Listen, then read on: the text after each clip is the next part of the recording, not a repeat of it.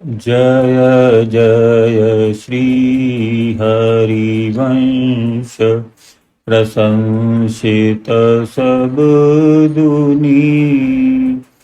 सारा सार विवेकित कोविद बहुगुनी। कैसे उपापी क्यों न होए श्री हरिवंश नाम जो ले। अलख लड़े तीरी जी के महल खवासी दे। महिमा तेरी कहा कहो श्री हरिवंश दयाल। तेरे द्वारे बटत हैं सहज लाडली लाल। करुणा निधि और कृपा निधि श्री हरिवंश उदार। वृंदावन रस कहन को प्रकट धर्यो अवतार। कई दिनों से श्री हरिवंश जी का हृदय आकुल है। रह रहकर मन उद्वेलित हो उठता है। नेत्रों से अश्रु बहते ही रहते हैं। परंतु आज श्री वृंदावन की स्मृति प्रातः से ही चित्त को अत्यंत उद्विग्न कर रही है। बहुत दिन पूर्व जब मंत्र प्रदान किया था, श्री स्वामिनी जी ने आदेश दिया था कि उचित अवसर आने पर मैं स्वयं ही तुम्हें श्री वृंदावन चलने की आज्ञा दे दूंगी, किंतु आज तक वह आज्ञा नहीं मिली। अब प्रतीक्षा नहीं होती। विह्वल मन, अश्रुपूरित नेत्र, रोम हर्षित बाहु तथा कंपित करों से आज प्रातः से ही प्रभु की सेवा कर रहे थे। शाम को संध्या आरती करने के पश्चात दर्शनार्थी जा चुके थे। श्री कृष्णदास जी भी सेवा कार्य से रसोई की ओर चले गए थे। तभी बिलख उठे श्री हरिवंश। स्वामिनी जी के चरणों में पड़कर, हाय मैं ऐसा अधम हूँ किशोरी जी, जो इतनी दीर्घावधि व्यतीत होने के उपरांत भी आज तक इस योग्य नहीं बन पाया कि आपके श्री धाम वृंदावन के दर्शन पा सकूं। क्या इसी प्रकार प्रतीक्षा करते करते ही जीवन शेष हो जाएगा? कृपा करो अब तो श्री स्वामिनी जी, मुझे अपने निकुंज महल के दर्शन करा दो। आपकी ऐसी कृपा दृष्टि कब होगी? उज्जम्भमाण रसवारि निधे स्तरंगे रंगेरिव प्रणय लोल विलोचनाया। तस्या कदानुभविता मयि पुण्य दृष्टि। वृंदाटवी नवनिकुंज गृहादि देव्या। मुझे अपना लो किशोरी जी, अपनी चरण शरण देकर कृतार्थ करिए कृपामयी। घन गंभीर किंतु मधुर स्वर झंकृत हुआ। हरिवंश ममतामयी का स्वर पहचाना हुआ था। श्री हरिवंश जी के मन की कली खिल गई। आहा, श्री स्वामिनी जी ने मेरी पुकार सुन ली। पाही माम साष्टांग प्रणत हो गए उन्हीं चरणों में श्री हरिवंश। मस्तक पर कर कमल का दिव्य स्पर्श अनुभव कर जब नेत्र ऊपर की ओर उठाए तो दर्शन दे रही थी साक्षात तेजोमयी करुणा मूर्ति श्री राधे। उन्हीं के समीप उपस्थित थी वे। मधुर स्वर कर्ण कुहर में गुंजरित हुआ। उठो हरिवंश वत्स, दुखी मत हो। तुम्हारी प्रतीक्षा की घड़ियां समाप्त हो गई हैं। तुम्हारा श्रीधाम वृंदावन चलने का उचित अवसर आ उपस्थित हुआ है। तुम्हारी प्रतीक्षा तो अब हमारे परिकर के खगमृग भी कर रहे हैं। सचमुच स्वामिनी जी, क्या मेरा भाग्योदय हो गया है? मुझे तो अब तक अपने श्रवणों पर विश्वास नहीं हो रहा। क्या मैंने जो सुना है वह सत्य है स्वामिनी जी? क्या रंग को कल्पनातीत असीम निधि की उपलब्धि हुई है? आप मुझे कहीं मात्र सांत्वना देने के लिए ही तो नहीं कह रही हैं ना? हर्षातिरेक से प्रेमाश्रु प्रवाहित होकर श्री किशोरी जी के चरणों में अर्धे चढ़ा रहे थे। नहीं वत्स, विलंब मत करो, प्रस्थान करो श्री वृंदावन की ओर। प्रयोजनानुसार अब मैं अवसरानुकूल पुनः भेंट करूंगी। अंतर ध्यान हो गई श्री किशोरी जी। उद्विग्नता शांत हो गई थी। मन में विषाद का स्थान हर्ष ने ले लिया था। भाव विभोर श्री हरिवंश विचार मग्न आनंद सागर में गोते लगा रहे थे। श्री वृंदावन की झांकियां, कुंजे कुंजों में श्री युगलवर की नाना लीलाएं, जिनका बचपन से आज तक यदा कदा श्री जी की अनुकंपा से यहीं दर्शन करते रहे थे, उनका आनंद स्मृति पटल पर उभर उभर कर पुलकित कर रहा था उनके तन को, मन को। अब तक जो कभी कभी दृष्टिगत होता था, अब श्री धाम में नित्य लाभ होगा। मेरा सौभाग्य, सौभाग्य का विचार आते ही बाह्य ज्ञान भी हुआ, व्यवहारिक ज्ञान भी सताने लगा। सौभाग्य तो मेरा उसी दिन से है जब स्वयं युगलवर श्री रंगीलाल जी के रूप में मेरे समीप स्वतः आ गए। अब नित्य लीला दर्शन करने का भाग्योदय हुआ है, परंतु इनको किसे सौंपूं या अपने साथ ही ले चलूं? नहीं नहीं, प्रत्यक्ष में प्रतीक की सेवा। यहाँ तो ये सभी भक्तगणों को प्रत्यक्ष हैं, क्या इन सहस्त्राधिक भक्तगणों की निधि को साथ ले जाना उचित होगा, जो इन्हीं के दर्शन कर चरणामृत प्रसाद लेकर ही अपनी दैनिक दिनचर्या को प्रारंभ करते हैं? उनका क्या होगा? उनका तो वृंदावन यही है। आज मेरी मति को क्या हो गया जो मैंने श्री स्वामिनी जी से इस विषय में चर्चा करके कोई आज्ञा ही प्राप्त न की।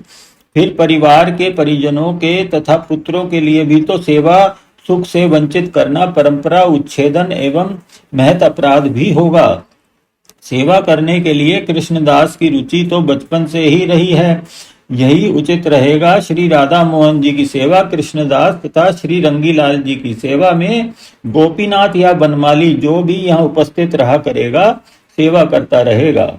वैसे भी सभी की मति प्रभु सेवा में तथा भक्ति में सुदृढ़ है। यह विचार स्थिर होते ही मन निश्चिंत हो गया। आनंद से गुनगुनाने लगे। स्वतः ही प्रस्फुटित हो रहा था। इन्हीं को सौंपकर सेवा चलूं श्रीधाम वृंदावन, जलन तन मन की हो शीतल, करूं रविजा के जब दर्शन। विचार दृढ़ होते ही आपने दूसरे दिन मध्याह्न में राजभोग हो जाने तथा सबके प्रसाद ग्रहण कर चुकने के पश्चात अपने विश्राम कक्ष में श्री कृष्णदास एवं उनकी मां रुक्मिणी को पुकारा। श्री हरिवंश ऐसे कभी बुलाते नहीं थे, अतः पुकार सुनते ही अपना अपना कक्ष छोड़कर दोनों ही श्री हरिवंश के समीप आ पहुंचे। आज क्या बात है दादाजी जो आपने अपने अल्पकालिक विश्राम में व्याघात डालकर मुझे व मां को बुलाया है? आपका स्वास्थ्य तो ठीक है ना? श्री कृष्णदास जी के मुख पर चिंताओं की रेखाएं बन बिगड़ रही थी। श्री हरिवंश उनकी चिंता पर, उनके पितृ स्नेह पर द्रवित होकर प्यार पूर्वक बोले, बेटा मुझे कुछ हुआ है हो तो है, परंतु वह कष्टकारक नहीं, आनंदप्रद है। वही आनंद पाने के लिए मुझे जाना है। यही सब सुनाने की त्वरा में किसी दास दासी को बुलाने भेजने के स्थान पर पुकार बैठा, घबराओ नहीं, आओ मेरे समीप बैठो पुत्र। अरे तुम भी बैठो ना वनमाली की माँ, यहीं बैठ जाओ और मेरे मन मयूर के नर्तन का कारण सुनो। देखो कृष्णदास बेटा, मैं अपने बाल्यकाल से ही श्री वृंदावन जाने के लिए तरस रहा हूँ। श्री किशोरी जी ने सेवा करते समय, कभी बाल्यकाल में क्रीड़ा करते समय अपने इस निज महल के दर्शन करा के पिपासा कुल को एक बिंदु जल पिलाने की भांति मेरी पिपासा ललक तथा तड़प को और बढ़ा दिया है। किंतु वह वृंदावन उन नित्य निकुंजेश्वरी का चिन्मय दिव्य धाम है, जिसमें उनकी कृपा के बिना मनुष्य तो क्या, श्री ब्रह्मा जी, रुद्र, शुक्र तथा अन्य देव आदि देव भी प्रवेश नहीं पा सकते। फिर मैं ही कैसे जा पाता? मैं उनकी अनुमति की प्रतीक्षा में अब तक तड़पता रहा हूँ। तो क्या आज आपको अनुमति प्राप्त हो गई है दादाजी? भोलेपन से पूछा श्री कृष्णदास जी ने। हाँ पुत्र, अनुमति मिल गई। यही तो वह हर्ष आनंद का समाचार है जिसे सुनाने में मुझे क्षणिक विलंब भी विघ्न प्रतीत हुआ है। अब तुमसे मुझे इतना ही कहना है कि तुम जिस प्रकार सेवा कर रहे हो उसी प्रकार प्रेम तथा श्रद्धा पूर्वक सेवा करते रहना। एक दिन श्री जी तुम पर भी कृपालु होकर अपने निज धाम प्रवेश की अनुमति अवश्य प्रदान करेंगी। उत्साह दर्शनीय था श्री हरिवंश जी का। दादाजी, ये सब आप क्या कह रहे हैं? मैं कुछ समझ नहीं सका। हाँ, इतना ही समझ पाया हूँ कि आप श्री वृंदावन जाना चाहते हैं। मैं आज ही सब व्यवस्था कर दूंगा। आप कल प्रातः ही सानंद यात्रा आरंभ करें। अपना आश्चर्य छिपा नहीं पाए थे श्री कृष्णदास जी। श्री हरिवंश हंस पड़े कृष्णदास के भोलेपन पर। कहा समझाते हुए, भैया मैं तीर्थ यात्रा करने नहीं जा रहा हूँ। ना इस उसके लिए इतनी तड़प होती, ना श्री जी की अनुमति की आवश्यकता। तुम सभी अब समर्थ हो चुके हो। मैं अपने कर्तव्य भार से भी मुक्त हो चुका हूँ। तुम अपने भाइयों के साथ प्रेम पूर्वक सेवा करते हुए प्रसन्न चित्त रहना। श्री जी का भजन, मंत्र जप तथा सेवा, ये ही जीवन का एकमात्र ध्येय है। यह सदा स्मरण रखना। मैं भी अब श्री वृंदावन की गुलमलताओं में श्री जी के नित्य लीला विहार के दर्शनों का आनंद लेते हुए शेष जीवन वहीं व्यतीत करना चाहता हूँ। अब समझ में आ गया उनका मंतव्य। श्री कृष्णदास जी तो नन्हे बालक की भांति बिलख उठे। चरणों से लिपटकर व्याकुल स्वर में कहा, क्या क्या दादाजी, मुझसे कोई प्रमाद हो गया अथवा सेवापराध हो गया, अथवा क्या अनजाने में आपकी अवज्ञा हो गई है मुझसे? यदि ऐसा कुछ है तो दादाजी आप तो क्षमा मंदिर हैं। ऐसा कौन सा अक्षम्य अपराध हो गया मुझसे जिसके दंड स्वरूप आपने हमको त्याग कर जाने का विचार कर लिया है? आपके बिना हम लोग कैसे रह सकेंगे दादाजी? अभी तो आपसे रस मार्ग तथा भक्ति भाव का ख ग भी नहीं सीखा है। आपके वियोग की कल्पना से ही प्राण सिहर उठे हैं। आप ऐसा संकल्प मत कीजिए ना दादाजी। उनकी आर्तवाणी को सुनकर दरियाद्र हो गए थे श्री हरिवंश। उनके मस्तक पर ममता में वर्द हस्त फिराते दुलराते हुए समझाने लगे, तुम अपने मन में से मेरी रुष्टता का तो विचार ही निकाल दो कृष्णदास। अपितु मैं तो परम प्रसन्न हूँ तुम्हारी सेवा निष्ठा भाव तथा प्रभु पादार बिंदों की प्रीति से। यदि ऐसा न होता तो मुझे तो इनकी सेवा की चिंता वृंदावन में भी द्विधात्मक स्थिति में डाल देती। वृंदावन जाने की मेरी अदम्य लालसा है वत्स, और आज बहुत लंबी प्रतीक्षा के पश्चात श्री जी ने कृपा करके मुझे यह सौभाग्य प्रदान किया है। आज्ञा दे दी है उन करुणामयी ने। अब तुम मुझे मत रोको कृष्ण। अपने दादाजी के संतप्त हृदय को शीतल होने दो पुत्र। क्या तुम इसमें प्रसन्न रह सकोगे कि मैं छटपटाता हुआ करहाता हुआ यहाँ रहता रहूं? क्या तुम मेरी अतृप्त आकांक्षा की पूर्ति के मार्ग में मोह कंटक बिछाओगे? नहीं दादाजी, मैं आपके मार्ग में बाधा नहीं बन रहा, ना ही मुझे सेवा करने में आपत्ति है। मैं तो बस अभी तक यही नहीं समझ पा रहा हूँ कि वृंदावन यात्रा करने में समस्त सुविधाओं सुखद साधनों तथा गृह त्याग की क्या आवश्यकता है। आपका जी चाहे उतने दिन आप वहां आनंद पूर्वक भ्रमण करें, आनंद लें, तदंतर पुनः श्री रंगीलाल जी की सेवा में सुखपूर्वक रहें। हमको भी इससे आपकी सेवा का सौभाग्य प्राप्त होता रहेगा। यदि मन में फिर वहां के दर्शनों का विचार आवे तो पुनः पुनः जाकर दर्शन कर आया करें। हम सब भी आपकी छत्र छाया में आनंद प्राप्त कर निश्चिंत मना सेवा कार्य कर हर्षित रहेंगे। तुम ममत्व के मोह बंधन में मुझे बांध रहे हो कृष्ण।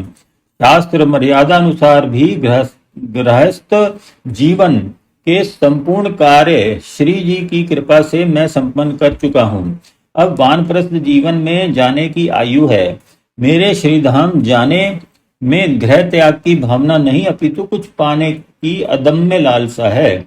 जिस लालसा को, जिस चिंगारी को अब तक श्री जी की अनुमति की प्रतीक्षा की राख में गहरे नहीं दबा रखा था, वह अब आज्ञा मिल जाने के पश्चात भड़क कर ज्वाला बन गई है।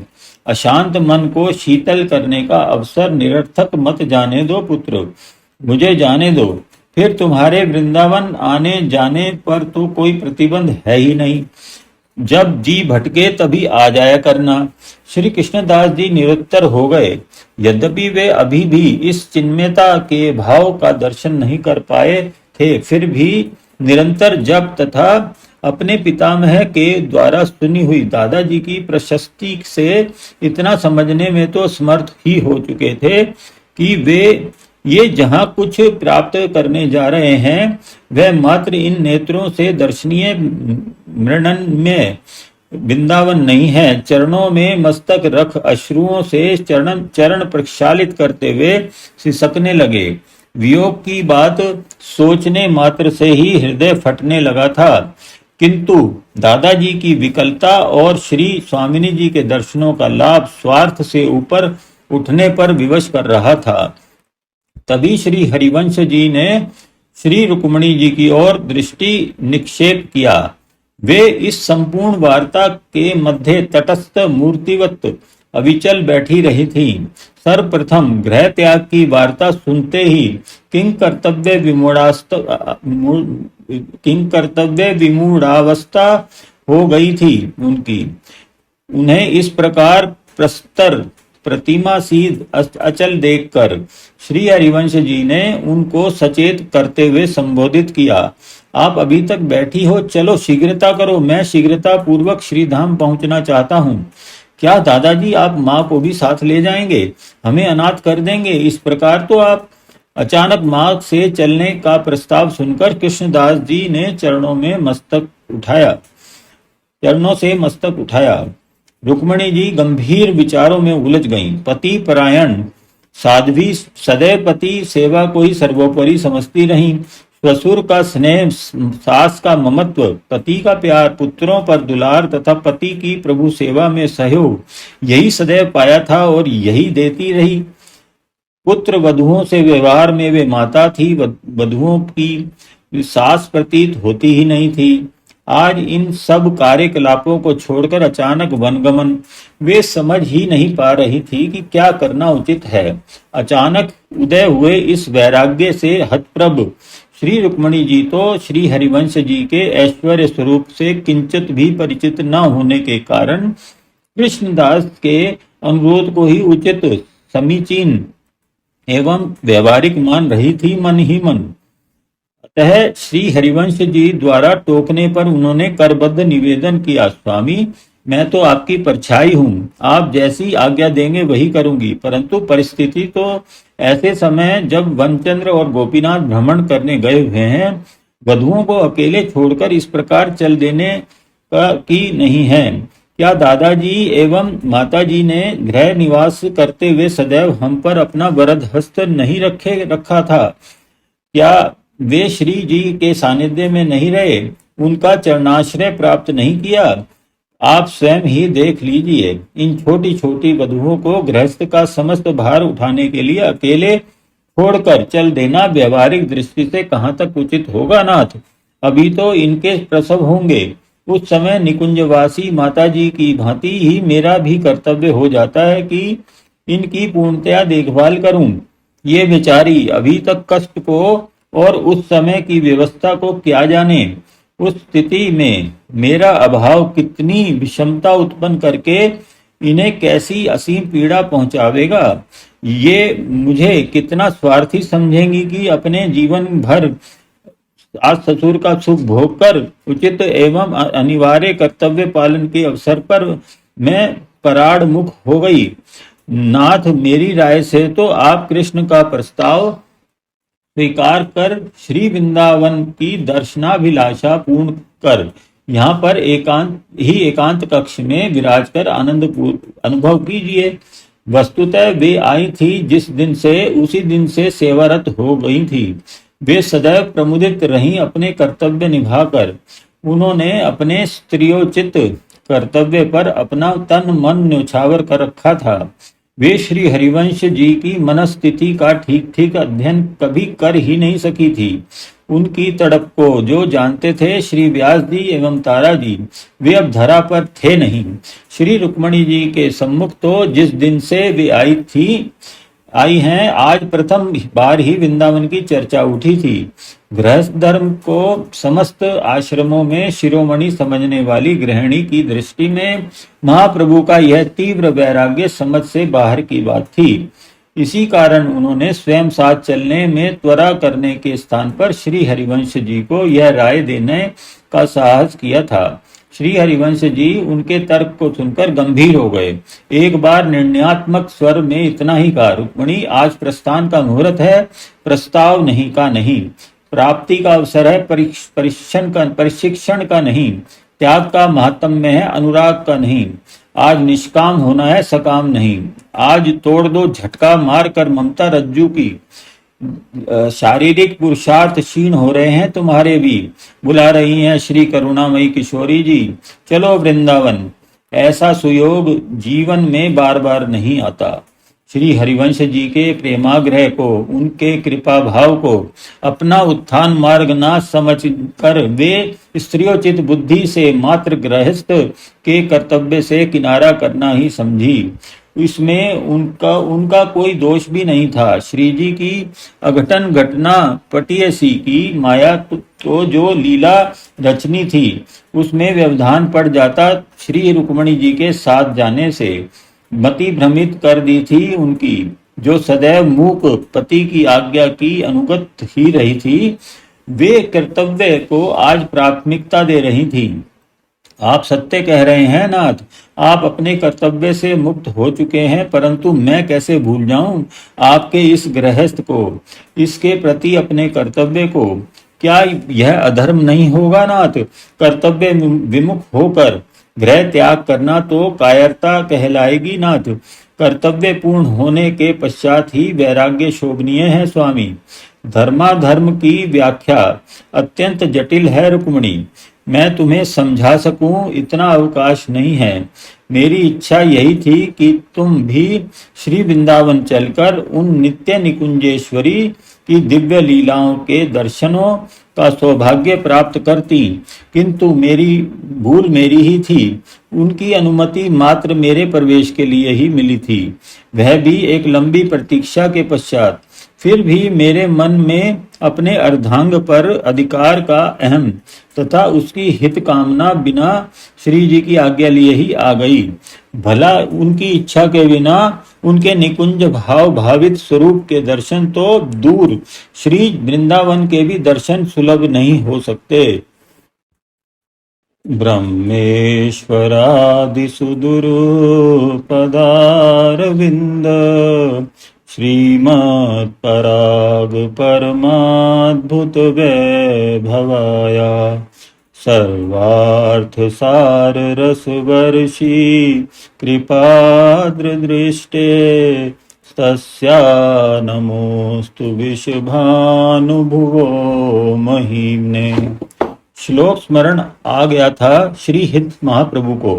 वे मन ही मन श्री स्वामिनी जी की महिमा को प्रणाम करते हुए अब शांत तथा सुस्थिर हो चुके थे। परिस्थिति के अनुकूल अब श्री रुक्मिणी जी को समझाते हुए कहने लगे, तुम सत्य ही कह रही हो। गृहस्थ के कर्तव्य का पालन तुम अच्छी तरह समझती हो। गृहस्थ धर्म का पालन भी इन्हीं श्री जी की सेवा का स्वरूप है तथा तुम्हारे हृदय में विराजमान श्री जी ही तुम्हें इससे विरत नहीं होने देना चाहती। किंतु इस गृहस्थ में रहते हुए भी इस युगल मंत्र का अहर्निश जप करना विस्मृत मत करना। श्री राधा सुधा निधि का गान कृष्ण तुम भी सब भाइयों सहित अवश्य करते रहना।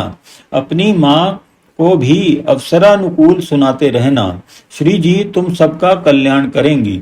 श्री हरिवंश तृण के समान सारे प्रलोभनों को एवं समस्त ममत्व उनके बंधनों को तोड़कर उठ खड़े हुए डग बढ़ाने को उद्यत हुए ही थे कि रुक्मणी तथा कृष्णदास जी ने चरणों में पड़कर पुनः निवेदन किया, यदि हमारी प्रार्थना पर ध्यान देने का किंचन मात्र भी अवकाश हो तो आप श्री वन से एक बार लौटकर यहीं आ जाएं और मस्तक पर वरद हस्त तथा मुख से सदैव सुखी रहो।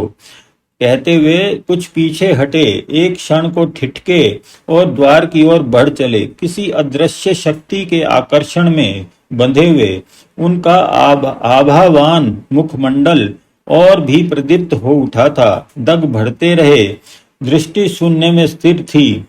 प्रणाम की मुद्रा में ही मूर्छित हो गए थे माँ बेटा। श्री कृष्णदास एवं उनकी माता श्री रुक्मणी जी जब चैतन्य हुए तब तक श्री हरिवंश देवबंद की सीमा के पार जा चुके थे। जय जय श्री हरिवंश।